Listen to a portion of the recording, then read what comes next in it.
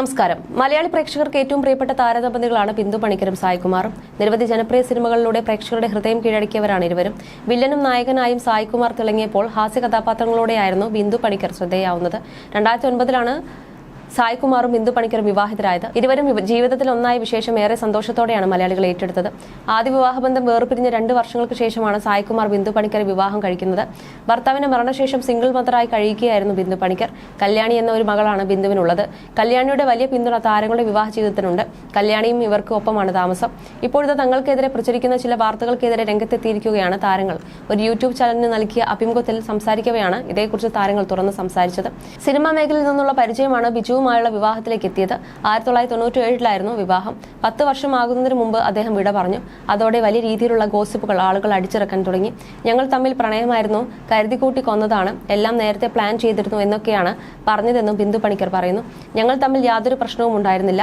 അദ്ദേഹം മദ്യം കഴിക്കുന്നതിനെ ഞാൻ എതിർക്കുമായിരുന്നു. എന്നുവെച്ച് അങ്ങനെ ഇട്ട് കഴിക്കുകയുമില്ല.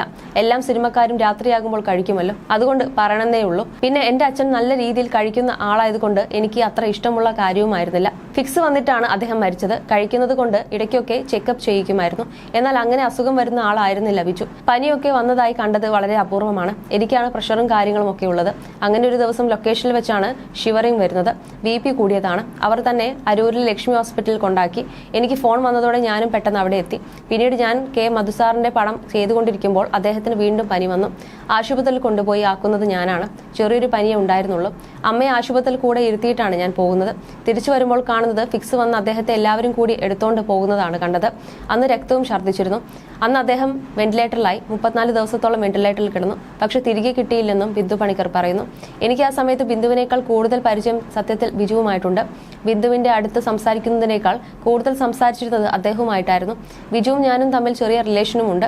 അദ്ദേഹം ഷാജി കൈലാസിന്റെ അസോസിയേറ്റ് ആയിരുന്നുവെന്നും സായ്കുമാർ പറയുന്നു. ബിജു വർക്കിന് വരുന്ന സമയത്ത് ഇവളും, ഇവളുടെ വർക്കിന്റെ സമയത്ത് ബിജുവും അവിടെ ഉണ്ടാകും. ഞാൻ അങ്ങനെയേ കണ്ടിട്ടുള്ളൂ. പിന്നെ ബിജുവിന്റെ മരണത്തിന് ശേഷം ചിലരെല്ലാം കൂടിയാണ് ബിന്ദുവിനെ എനിക്ക് കൊണ്ടുതരുന്നത്. അല്ലാതെ ഞാൻ പ്രേമ അഭ്യർത്ഥന നടത്താനൊന്നും പോയിട്ടില്ല. ഒരു അമേരിക്കൻ ഷോയ്ക്ക് പോകാൻ വേണ്ടി വിളിക്കാൻ നോക്കിയപ്പോൾ ബിന്ദുവിന്റെ നമ്പർ എന്റെ കയ്യിൽ ഉണ്ടായിരുന്നില്ല. എന്നോടൊന്ന് പോയി വിളിക്കുമോ എന്ന് ചോദിച്ചപ്പോൾ ഞാൻ സംസാരിക്കില്ലെന്നാണ് സ്പോൺസറോട് പറഞ്ഞത്. ഒടുവിൽ അവർ തന്നെ പോയി വിളിച്ചാണ് ബിന്ദു വരുന്നത്. ബിജുവിന്റെ വിയോഗത്തിൽ നിന്നൊക്കെയുള്ള മോചനമായി കൊള്ളട്ടെ എന്ന് വീട്ടുകാരും വിചാരിച്ചു കാണുമെന്നും അദ്ദേഹം കൂട്ടിച്ചേർത്തു. കഴിഞ്ഞ 14 വർഷമായി സന്തോഷകരമായ ദാമ്പത്യ ജീവിതം നയിക്കുകയാണ് സായ്കുമാറും ബിന്ദു പണിക്കരും. തങ്ങൾക്കെതിരെ വന്ന ഒരു ഗോസിപ്പ് കേട്ട് ചിരിച്ചുപോയെന്നും ഇവർ ഒരു അഭിമുഖത്തിൽ പറഞ്ഞിരുന്നു. ചിരിച്ചുപോയൊരു ഗോസിപ്പായിരുന്നു അത്. ഒരു ദിവസം ഞങ്ങൾ സിനിമ കണ്ടുകൊണ്ടിരിക്കുകയാണ്. ക്ലൈമാക്സിലോട്ട് സിനിമ അടക്കുകയാണ്. ആ സമയത്ത് മോൾ ഡോർ തുറന്നിട്ട് പറഞ്ഞു, നിങ്ങളൊരു കാര്യം അറിഞ്ഞോ? ഞാൻ ചോദിച്ചു, എന്താണ്? നിങ്ങൾ പിരിഞ്ഞുട്ടോ? അങ്ങനെ ന്യൂസ് വന്നുകൊണ്ടിരിക്കുക. അതൊക്കെ മാറ്റിവെച്ച് ഞാൻ വീണ്ടും സിനിമ കണ്ടുകൊണ്ടിരുന്നു. പിറ്റേ ദിവസം വർഷങ്ങൾക്ക് മുൻപ് വിളിച്ച ആൾക്കാരൊക്കെ വിളിച്ചിട്ട് ചേട്ടൻ എവിടെയാ എന്നാണ് ചോദിക്കുന്നത്. ഞാൻ വീട്ടിലുണ്ടെന്ന് പറയുമ്പോൾ വെറുതെ വിളിച്ചതാ, ഒത്തിരി നാളായല്ലോ വിളിച്ചിട്ട് എന്നൊക്കെ പറഞ്ഞ് ഫോൺ വയ്ക്കും. എനിക്ക് കാര്യം മനസ്സിലായി. മറ്റൊരു ചങ്ങാതി വിളിച്ചിട്ട് ഇതുപോലെ എവിടെയാ എന്നൊക്കെ കുശലാന്വേഷണം. നീ ചോദിക്കാൻ വന്നയാൾ അടുക്കളയിൽ കൊഞ്ചു തീയൽ ഉണ്ടാക്കിക്കൊണ്ടിരിക്കുകയാണ്. ഞാൻ അവൾക്ക് ഫോൺ കൊടുക്കാം എന്ന് പറഞ്ഞു. ബിന്ദുവിന് ഫോൺ കൈമാറി. അതല്ല ചേട്ടാ, എല്ലാവരും ഇങ്ങനെ പറയുന്നത് കേട്ടപ്പോൾ എനിക്കും ഒരു ഡൗട്ടായി. അതാ വിളിച്ചതെന്നാണ് അവൻ പറഞ്ഞതെന്നും സായ്കുമാർ പറഞ്ഞു. ഞങ്ങൾക്ക് റൊമാൻറ്റിക് സ്പാർക്കൊന്നും തോന്നിയിട്ടില്ല. കുറച്ച് ആളുകൾ ചേർന്ന് അങ്ങനെ ആക്കിയതാണ്. ഞങ്ങൾ രണ്ടുപേരും 2 വഴിയിലൂടെ പോയവരാണ്. അതിനെ ആരൊക്കെയോ കൊണ്ടെന്ന് കൂട്ടിയോജിപ്പിച്ച് അതിൽ ഉരച്ച് തീ വരുത്തിയതാണ്.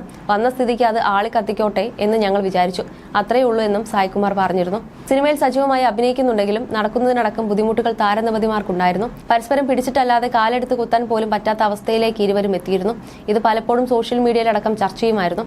എന്നാൽ ഇത്രയും കാലം തങ്ങളുടെ അസുഖം എന്താണെന്ന് കണ്ടുപിടിക്കാൻ സാധിക്കാതെ വന്നുവെന്നും അടുത്തിടെ താരങ്ങൾ പറഞ്ഞിരുന്നു. ഒത്തിരി ചികിത്സകൾ നടത്തിയിട്ടും യാതൊരു മാറ്റവും ഉണ്ടായിട്ടില്ലെന്നും നിലവിൽ ഒരു ആയുർവേദ ചികിത്സയിലുമാണ് തങ്ങളുള്ളതുമെന്നുമാണ് സോഷ്യൽ മീഡിയയിൽ പ്രചരിച്ച വീഡിയോ. അവിടെ നിന്നും അത്ഭുതകരമായ മാറ്റമുണ്ടായതിനെ പറ്റിയാണ് വീഡിയോയിൽ കാണിക്കുന്നത്. കാലിലെ സ്പർശനം പോലും നഷ്ടപ്പെട്ട അവസ്ഥയിലേക്ക് എത്തിയ സായ്കുമാറും ബിന്ദു പണിക്കരും ഇപ്പോൾ ആരും പിടിക്കാതെ നടക്കാൻ തുടങ്ങിയതുമെല്ലാം വീഡിയോയിൽ കാണാമായിരുന്നു. ഒരുപാട് സ്ഥലങ്ങളിൽ ചികിത്സയ്ക്ക് പോയി മടുത്തിരിക്കുന്ന സമയത്താണ് ഈ ഒരു സ്ഥലത്ത് കുറിച്ച് പറഞ്ഞു കേൾക്കുന്നത്. മൊത്തത്തിൽ കുറച്ചൊക്കെ കുഴപ്പങ്ങളുണ്ട്. ഈ കണ്ടീഷനിൽ വന്നാൽ പ്രതീക്ഷിക്കാം. ഇതും കഴിഞ്ഞ് വന്നിട്ട് പിന്നെ കാര്യമില്ലെന്നാണ് ഇവിടുത്തെ ഡോക്ടർ പറഞ്ഞത്. അങ്ങനെ ഒരു വിശ്വാസം തോന്നിയിട്ടാണ് ഇവിടെ ചികിത്സിക്കാൻ വന്നത്. നേരത്തെ 2 പേർ പിടിച്ചാലേ എനിക്ക് നിൽക്കാൻ സാധിക്കുമായിരുന്നുള്ളൂ. ഇപ്പോൾ ഒറ്റയ്ക്ക് നടക്കാം. അത് തന്നെ വലിയൊരു ഭാഗ്യമാണ്. 6 വർഷത്തിന് മുകളിലായി ഈ അസുഖം ഞങ്ങൾക്ക് തുടങ്ങിയിട്ട്. ഇങ്ങനെ വെച്ചുകൊണ്ടിരിക്കുകയായിരുന്നു. പലയിടത്തും പോയെങ്കിലും എന്താണ് പ്രശ്നമെന്ന് ആരും പറഞ്ഞില്ല. ബെഡിന്റെ റീസൈക്ലിംഗ് കുറവാണെന്നാണ് എല്ലാവരും പറഞ്ഞത്. അതിനൊരു പ്രതിവിധി ഇല്ലേ എന്ന് ചോദിച്ചാലില്ല. കുറച്ച് ഗുളിക തരും, അത് കഴിക്കും, യാതൊരു കുറവുമില്ല. തന്നതൊക്കെ ആന്റിബയോട്ടിക് ആയിരുന്നു. അത് നിർത്തിയതോടെ വേദനയുമായി പൊരുത്തപ്പെട്ടു. മുൻപേ ഞങ്ങൾ രണ്ടുപേരും കൈപിടിച്ചാണ് നടക്കാറുള്ളത്. ഇടയ്ക്ക് കൈവിടുമായിരുന്നു. പിന്നെ തീരെ വിടാതെ നടക്കാൻ തുടങ്ങി. ഇപ്പോൾ ഒരുപാട് വ്യത്യാസം വന്നു. അത് പറയാതിരിക്കാൻ സാധിക്കില്ലെന്നാണ് സായികുമാർ പറയുന്നത്. കാലിൽ തൊടുന്നത് പോലും അറിയാൻ സാധിക്കാത്ത അവസ്ഥയിലേക്ക് എത്തിയിരുന്നു. ഇദ്ദേഹത്തിന് ന്യൂറോപ്പതി തിരിച്ചറിഞ്ഞില്ല എന്നതാണ് പ്രശ്നമെന്ന് നടനെ ചികിത്സിക്കുന്ന ഡോക്ടറും പറയുന്നു. സായികുമാറിനെ സംബന്ധിച്ച് ബ്ലോക്കും കാലിലെ 2 സ്ഥലമൊഴികെ ബാക്കി എല്ലായിടത്തും സ്പർശനം പോലും ഇല്ലായിരുന്നു. ആ സ്ഥലത്തെ സ്പർശനം കൂടി പോയിരുന്നെങ്കിൽ പിന്നെ ചികിത്സിച്ചിട്ട് കാര്യമില്ല. ചികിത്സ തുടങ്ങിയതിനു ശേഷം നല്ല മാറ്റമുണ്ട്. ഇപ്പോൾ കാലിന്റെ സ്പർശനമൊക്കെ തിരിച്ചു കിട്ടി. മാത്രമല്ല അദ്ദേഹത്തെ കൊണ്ട് ഇവിടെയുള്ള മലയും നടത്തി കയറ്റി. അത് വലിയ കാര്യമായിരുന്നു. ഇത് മാത്രമല്ല, കിഡ്നിയിലും പ്രശ്നമുണ്ട്. അത് തിരിച്ചറിഞ്ഞിരുന്നില്ല.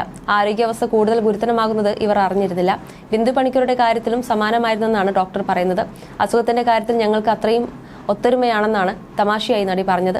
അതിൽ മാത്രമല്ല, എല്ലാത്തിലും ഞങ്ങൾ ഒത്തൊരുമ ഉണ്ടെന്ന് സായികുമാറും പറയുന്നു. എല്ലാ കാര്യത്തിലും ഒരുമയുള്ള ഞങ്ങൾ അസുഖത്തിന്റെ കാര്യത്തിലും അങ്ങനെയാണ്. ഏട്ടനുള്ള എല്ലാ പ്രശ്നങ്ങളും എനിക്കുമുണ്ടെന്ന് ബിന്ദു പണിക്കർ തമാശയായി പറയുന്നുണ്ട്. ഏകദേശം 17 വർഷത്തോളമായിട്ട് എനിക്ക് ഷുഗറുണ്ട്. കാലിൽ ഒരു സർജറി ചെയ്തിരുന്നു. 4 വർഷമായി ആ മുറിവ് ഉണങ്ങാതെ ഞാൻ ഡ്രസ് ചെയ്ത് കൊണ്ട് നടക്കുകയാണ്. ആരോടെങ്കിലും പറഞ്ഞാൽ വിശ്വസിക്കുമോ എന്നറിയില്ല. ഇപ്പോൾ ഒത്തിരി വ്യത്യാസമുണ്ടെന്ന് നടിയും കൂട്ടിച്ചേർത്തു. ഇതുപോലൊരു കപ്പിൾസിനെ ഞങ്ങളുടെ കരിയറിൽ കണ്ടിട്ടില്ലെന്നാണ് ഡോക്ടറുടെ അഭിപ്രായം. ഭാര്യയ്ക്കും ഭർത്താവിനും ഒരുപോലെ എങ്ങനെ അസുഖം വന്നു എന്നത് അത്ഭുതപ്പെടുത്തുന്ന കാര്യമാണെന്നുമാണ് ഡോക്ടർ പറഞ്ഞത്.